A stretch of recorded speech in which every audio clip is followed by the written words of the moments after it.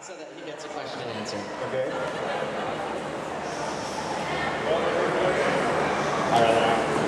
Yes.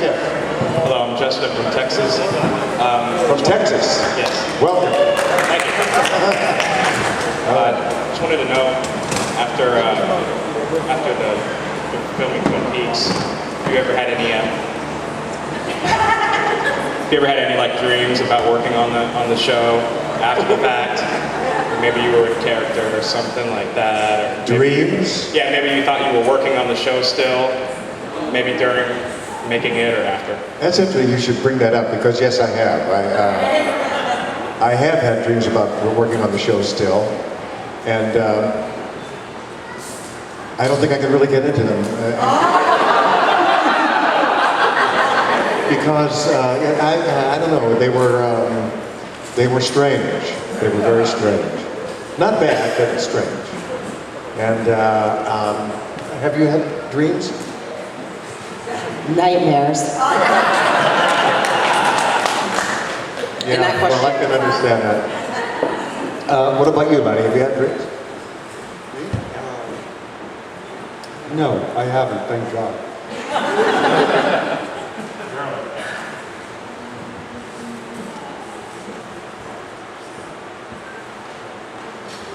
No, I think sometimes actually the filming of it was a surreal dream. And I don't, there's a really brilliant saying, which of course I can't say back to you right now, but it's something about, are you dreaming or are you the dreamer that's having the dream, that kind of thing. And I think that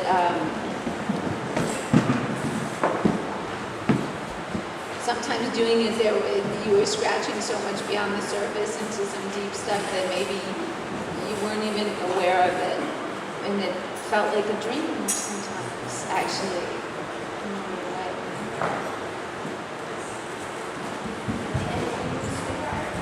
I didn't have any dreams for years, but I just remembered I had a dream last night that y'all came in my room and woke me up. Wait, that wasn't a dream?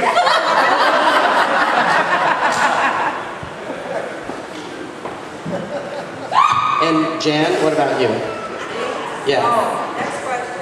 Next question? Okay. No. Okay. No dreams I could talk about. This question is for Sherilyn Fenn. I also grew up in Michigan for 17 years and then left. Do you miss Faygo and Superman ice cream? And what's your favorite Faygo? Do I miss? Faygo and Superman ice cream. Oh, Faygo Red Pop? Yes! And Rock and Ride! Faygo Red Pop and Rock and Ride. Do you miss it? Yes! Oh my God, me too! I mean, the orange pop. Yes! Oh my God! And then you come to LA and they're like, can I get some pop? They're like, what? What? And then Faygo, What are you talking about? Soda. Do you miss Superman ice cream? I miss a lot about Michigan and Michigan in an odd way. For me, was like the little community of Twin Peaks. I mean, that's why, to me, it struck a nerve with people, is because there's so many pockets of these beautiful small little towns with really unique people and really eccentric people and some funky shit going down sometimes. Okay, it just is life. This is life, and I personally think that that's what people responded to. Okay. So you're a Red Pop girl? A girl, yeah, I like the Red Pop the best. Not the Rock and Ride, the Red Pop? Sorry. Not the Rock and Ride, the Red Pop? Oh shit, Rock and Ride was really good. Rock and Ride is good. Rock and Ride was the Dr. Pepper of Oh my God, Rock and Ride is some good shit. Thank you. Thank you.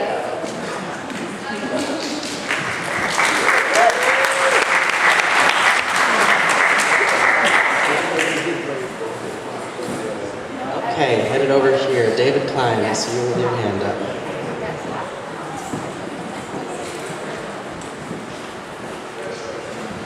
This is sort of for everybody. Watching you in both Twin Peaks and other things that you've done, the ferocity of your acting performances, especially in Twin Peaks, has always amazed me. And while I understand that you're professional actors and you're bringing much of that on your own, I am curious, just from the standpoint of the directing process, especially with David Lynch, what he might do to help bring even more intensity and ferocity to your particular performances.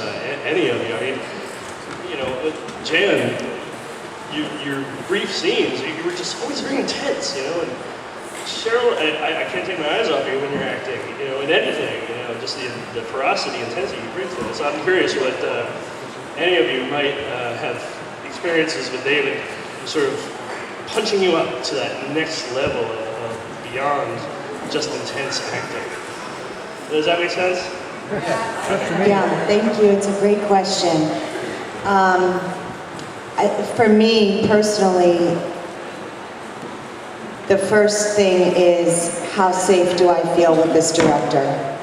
And David has the incredible warmth and good heart to help you feel safe, that you can go to these places. And he does it in a very gentle way. Sometimes I used to joke that he was hypnotizing me, because that's how it felt.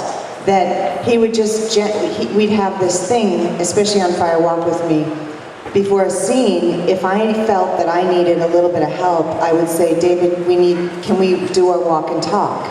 And he would gently take my hand and we would walk off away from everyone, and he would just say, okay, well, you just came from Donna's house and you just saw James. And he talked to me in this very gentle way, and I swear to God, I was completely hypnotized. And he would say, action. And he also trusts the people that he hires. He trusts his crew, he trusts his actors. If something didn't feel right to us, instinctively or intuitively, he gave us room to articulate that and to explore that and investigate that. And I wish I could say that it's always that way on a set, and it's rarely that way on a set. And I bless him deeply for it, because he's one of the most incredible teachers that I ever had in terms of filmmaking.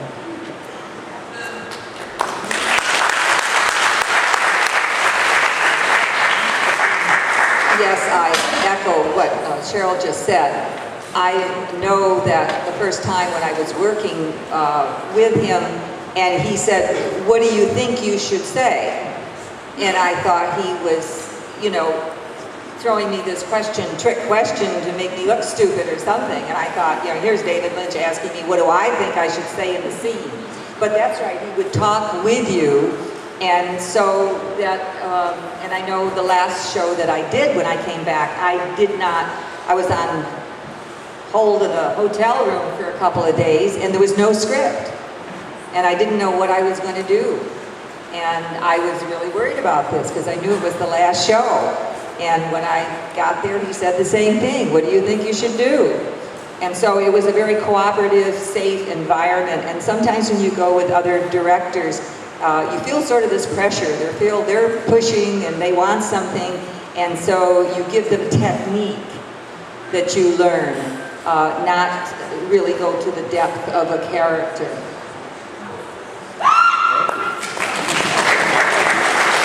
That's all right. I do that sometimes myself. It's okay. David, yeah, well, I second everything they've said. He had an uncanny way of, before I had to do rough stuff, of just saying the right thing to trigger the right kind of response from me. And it was very few words, it was very low-key, very laid-back, very casual. And then I would proceed to do the scene and smash things and murder and do all these things. And it all came out of David's one-liners that were just the perfect thing to say before I had to do it. I remember there was one scene that I did where I hold the homecoming picture and I start dancing around in a circle, and then my wife, Grace Zabriskie, the wonderful Grace, tries to stop me, and we smash the picture onto the table, and I cut my thumb. I still have that scar.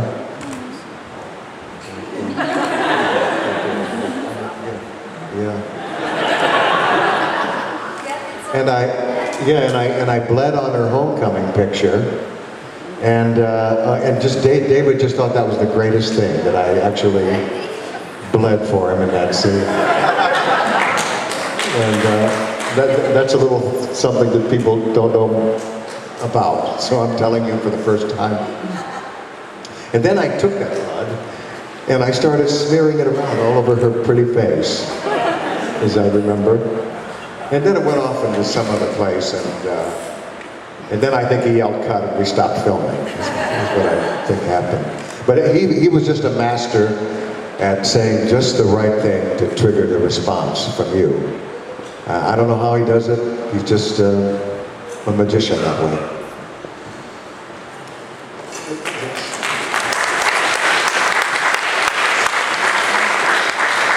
I think Mr. Wise is absolutely living up to his name, because he had this uncanny thing. Sheryl and I had a scene in the movie. I just had this one scene. So I was extremely keyed up that day, and I arrived and went through the works, and we went through lunch, we went through the whole afternoon of shooting, we went through the evening, and I was still in my trailer. And I went and knocked on Miss Lee's door and said, how you doing? She's doing fine.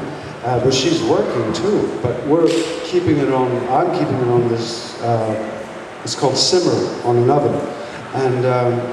And we finally get to do our scene in the movie at 2:30, 3 a.m.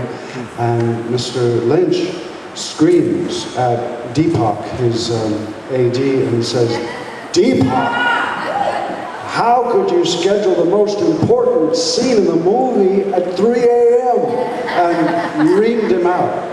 Now, this is a very clever director, because he got two very tired actors up, you know, by uttering that statement. And then we threw it against the wall, and we were both shaking at the end of the thing. And out of the corner of my eye, I see this movement, and it's David Lynch doing a very tall man's version of a jig. And he was celebrating something that had occurred at that time, and it wasn't just let's move on. So he, in my mind, is an artist. Okay.